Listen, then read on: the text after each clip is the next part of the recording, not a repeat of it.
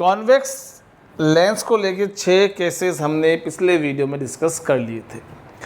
अब next type का जो लेंस है वो है कॉनकेव। इसके 2 ही केस है। जैसे वहाँ पे कॉन्वेक्स मिरर के 2 केस हुआ करते थे, यहाँ पे कॉनकेव लेंस के 2 केस हैं। And your concave lens is also known as diverging lens. इसको डाइवर्जिंग लेंस भी कहते हैं। क्यों कहते हैं अभी देख लेते हैं, ठीक है। तो पहला केस, इसमें 2 ही केस है। तो पहला कहाँ है, एट इन्फिनिटी वाला।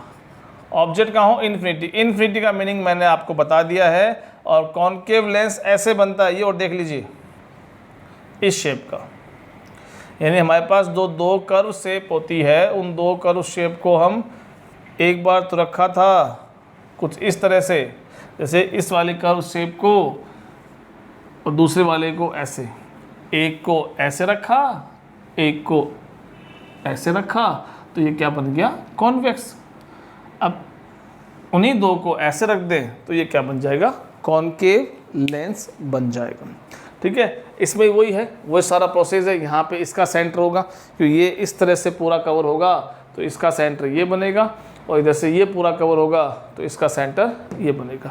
तो यहाँ भी 2 फोकस होंगे और 2 ही F1 और F2 होंगे, ठीक है। सेंटर इसको हम बोलते हैं।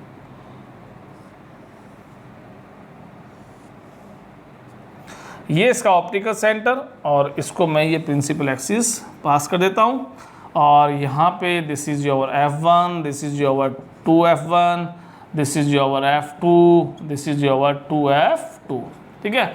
अब यहाँ भी वही है कि जहाँ से लाइट को बैंड करना है, रिफ्रैक्टर शो करना है। तो पहले हम देखते हैं कि डाइवर्जिंग लेंस कैसे हैं, क्यों ये लाइट को डाइवर्ज करता है। तो जैसे मैं ये लेके आया, अब इसको भी क्या करना है आपको, यहाँ पे वही है, क्योंकि ये ग्लास का बना हुआ है, तो ये आपका रेयर मीडियम जो एयर है, ग्लास का बना हुआ ये डेंसर है, और वापस एयर है यानी रेयर मीडियम है।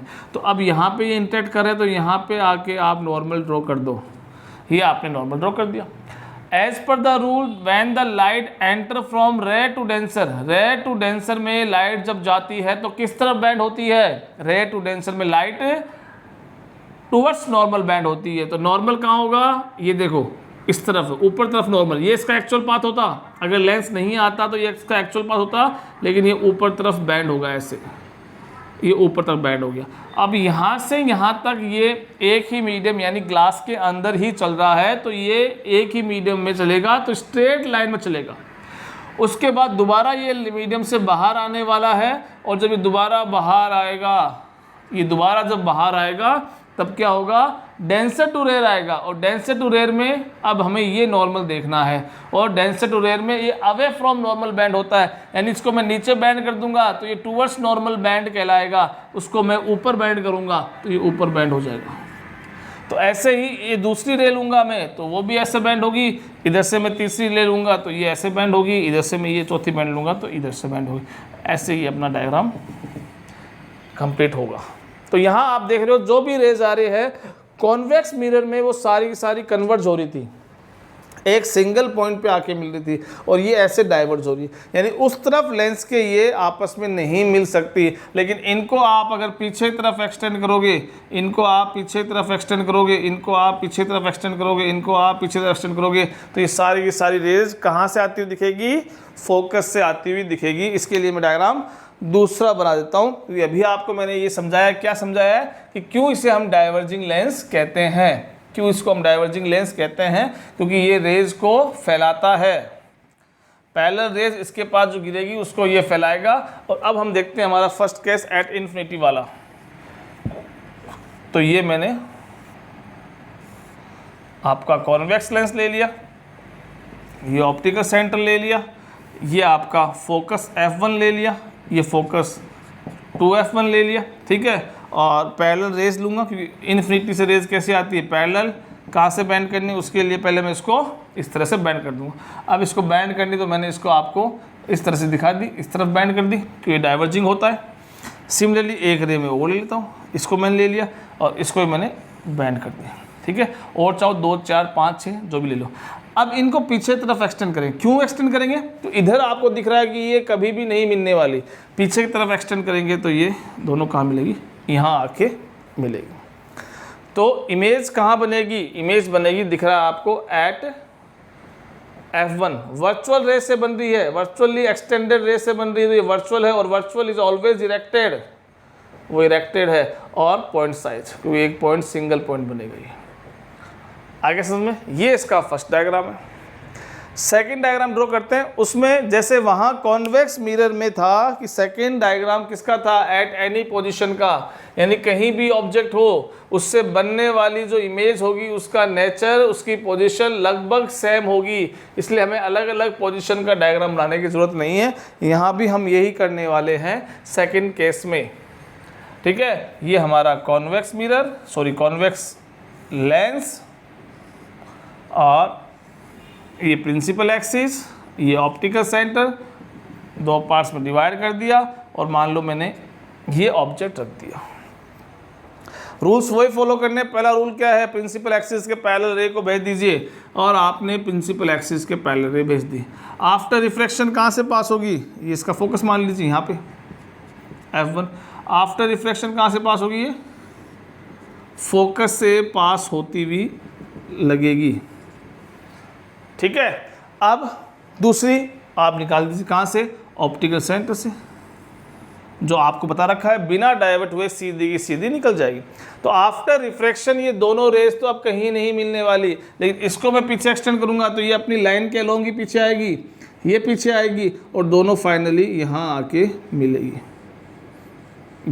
ये आपकी इमेज बनी है, और ये इमेज कहाँ बन रही है, between F1 and O, virtual is always erected and smaller than object,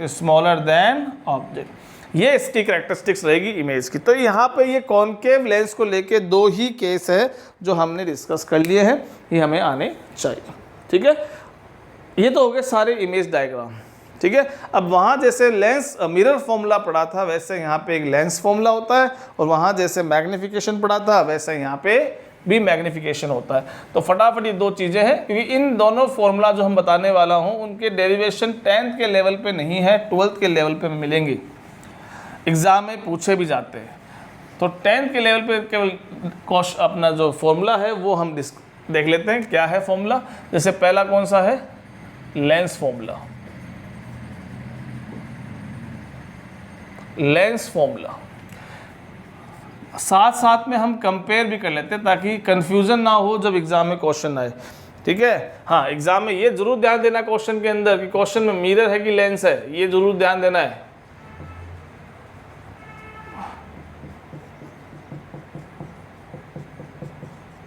और ऐसे ही हमने मैग्नीफिकेशन का फॉर्मूला पढ़ा है, तो यहाँ भी हम मैग्नीफिकेशन का फॉर्मूला पढ़ने वाले हैं। यहाँ क्या है magnification formula, m equal to minus v upon u, sorry plus v upon u है। और यहाँ जो हम पढ़ चुके हैं पहले मैग्नीफिकेशन का फॉर्मूला, वो क्या है,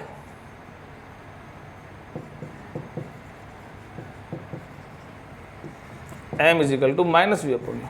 तो ये दिख रहा है यहाँ पे, आपको कंफ्यूजन मत होना। देखिए क्या है, याद रखने का तरीका क्या है, ऐसे याद रख लो, ज़्यादा डिफरेंस नहीं है। देखो लेंस वाले में माइनस है, यहाँ प्लस आता है, यहाँ प्लस है और यहाँ माइनस आता है, बाकी वही है v u f, चीज़ें वही है, वही फोकल लेंथ है, वही इमेज डिस्टेंस, वही ऑब्जेक्ट डिस्टेंस, और वही यहाँ पे मैग्नीफिकेशन, वही इमेज डिस्टेंस, ऑब्जेक्ट डिस्टेंस, और साथ में क्या है साइन कन्वेंशन वही फॉलो होने हैं जो मिरर में फॉलो होने।